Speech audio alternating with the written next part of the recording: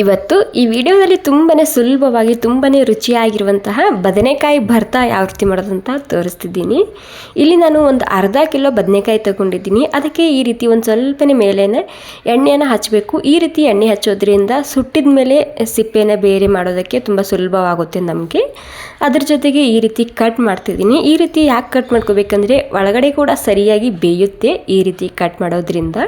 ಅಂದರೆ ಟೋಟಲ್ ನಾನಿಲ್ಲಿ ಒಂದು ಅರ್ಧ ಕಿಲೋ ಬದನೆಕಾಯಿ ತಗೊಂಡಿದ್ದೀನಿ.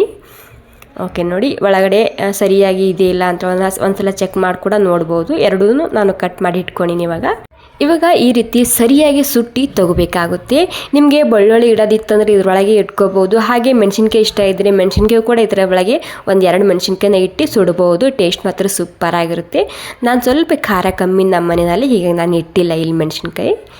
ಇಲ್ಲಿ ನಾವು ಎಷ್ಟು ಸರಿಯಾಗಿ ಸುಡ್ತೇವಲ್ಲ ಅಷ್ಟೇ ಸರಿಯಾಗಿ ಬರುತ್ತೆ ಈ ಬದನೆಕಾಯಿ ಭರ್ತಾ. ಪೂರ್ತಿಯಾಗಿ ಸಾಫ್ಟ್ ಆಗೋ ತನಕ ತಿರುಗಿಸಿ ಸುಟ್ಟಿ ತಗೋಬೇಕು. ನೀವು ನೋಡ್ತಿರ್ಬೋದು ನಾನು ಯಾವ ರೀತಿ ಸುಟ್ಟಿನ ಅಂತೇಳಿ ಎಷ್ಟು ಸರಿಯಾಗಿ ಬಂದಿದೆ ನೋಡಿ.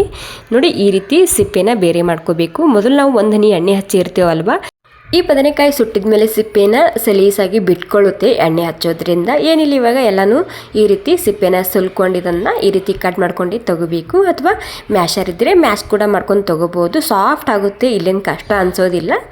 ಇಲ್ಲಾಂದರೆ ಈ ರೀತಿ ಮ್ಯಾಶ್ ಮಾಡ್ಕೊಂಡು ತೊಗೋಬೋದು. ಸ್ವಲ್ಪ ದಪ್ಪ ಇದ್ರೂ ಭೀ ನಡೆಯುತ್ತೆ, ಪರವಾಗಿಲ್ಲ, ತುಂಬ ರುಚಿಯಾಗಿರುತ್ತೆ. ಮಿಕ್ಸ್ ಮಾಡಿದ್ವಿ ಒಂದ್ಸಲ ಟ್ರೈ ಮಾಡಿ ನೋಡಿ. ಇಲ್ಲಿ ಮಹಾರಾಷ್ಟ್ರದಲ್ಲಿ ತುಂಬಾ ಪ್ರಸಿದ್ಧವಾಗಿರುವಂತಹ ರೆಸಿಪಿ ಇದು.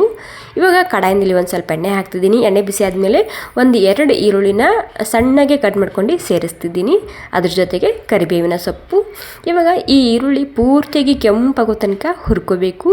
ಪೂರ್ತಿ ಕೆಂಪಾಗಬೇಕು, ತುಂಬಾ ರುಚಿಯಾಗಿರುತ್ತೆ ಈ ಭರ್ತಾ.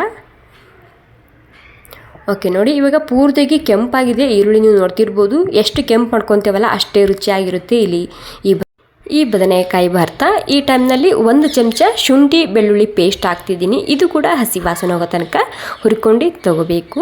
ನಂತರ ಇವಾಗ 2-3 ಟೊಮೆಟೊ ಹಾಕ್ತಿದ್ದೀನಿ, ಸಣ್ಣದಾಗಿ ಕಟ್ ಮಾಡ್ಕೊಂಡು. ಅದ್ರ ಜೊತೆಗೆ ಇಲ್ಲಿ ನಾನು ಅರಿಶಿನ ಕೂಡ ಹಾಕ್ತಿದ್ದೀನಿ ಒಂದು ಸ್ವಲ್ಪನೇ. ಹಾಗೆ ಹಿಂಗೆ ಹಾಕ್ಕೊತಿದ್ದೀನಿ ಮೊದಲಿಗೆ ಒಂದು ಸ್ವಲ್ಪ. ನಂತರ ಇದಕ್ಕೆ ಒಂದು ಸ್ವಲ್ಪನೇ ಅರಿಶಿನ ಹಾಕ್ತಿದ್ದೀನಿ. ಅದ್ರ ಜೊತೆಗೆ ಖಾರಕ್ಕೆ ಅಥವಾ ರುಚಿಗೆ ಬೇಕಾದಷ್ಟು ರೆಡ್ ಖಾರದ ಪುಡಿ ಹಾಕ್ತಿದ್ದೀನಿ.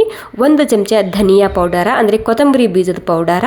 ಅದ್ರ ಜೊತೆಗೆ 1 ಚಮಚ ಗರಂ ಮಸಾಲ ಹಾಕ್ಕೊತಿದ್ದೀನಿ. ಈ ಗರಂ ಮಸಾಲ ಕೂಡ ಹೋಮ್ ಮೇಡೇ ಇದೆ. ಇವಾಗ ರುಚಿಗೆ ಬೇಕಾದಷ್ಟು ಉಪ್ಪು ಹಾಕ್ತಿದ್ದೀನಿ. ಇಲ್ಲಿ ಉಪ್ಪು ಖಾರ ನೀವು ಹೆಚ್ಚು ಕಮ್ಮಿ ಮಾಡ್ಕೋಬೋದು. ತುಂಬಾ ರುಚಿಯಾಗಿರುತ್ತೆ, ಖಾರವಾಗಿರುತ್ತೆ. ಬಿಸಿ ಅನ್ನಕ್ಕೆ, ಚಪಾತಿಗೆ, ರೊಟ್ಟಿಗೆ ಎಲ್ಲದಕ್ಕೂ ಹಾಕ್ಕೊಂಡು ತಿನ್ಬೋದು ಈ ರೆಸಿಪಿ ನೀವು. ಇವಾಗೇನಿಲ್ಲ, ಟೊಮೆಟೊ ಪೂರ್ತಿಯಾಗಿ ಸಾಫ್ಟ್ ಆಗೋ ತನಕ ಹುರ್ಕೊಂಡು ತಗೋಬೇಕು ಅಷ್ಟೇ. ಇವಾಗ ನೋಡಿ ಟೊಮೆಟೊ ಪೂರ್ತಿ ಸಾಫ್ಟ್ ಆಗಿದೆ. ಈ ಟೈಮ್ನಲ್ಲಿ ಈ ಬದನೆಕಾಯಿನ ಹಾಕ್ತಿದ್ದೀನಿ.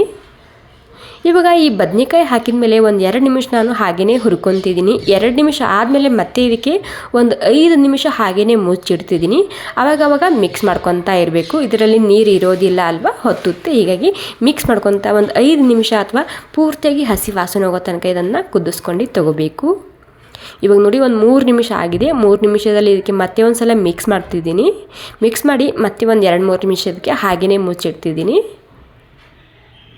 ಓಕೆ, ಮತ್ತೆ ಇದಕ್ಕೆ ಒಂದು 3 ನಿಮಿಷ ನಾನು ಮುಚ್ಚಿಡ್ತಿದ್ದೀನಿ. 3 ನಿಮಿಷ ಆದಮೇಲೆ ಇಲ್ಲಿ 1 ಚಮಚ ನಾನು ಬೆಲ್ಲ ಹಾಕಿದ್ದೆ. ಬೆಲ್ಲ ಹಾಕುವಾಗ ಸ್ಕಿಪ್ ಆಗಿದೆ ವಿಡಿಯೋ.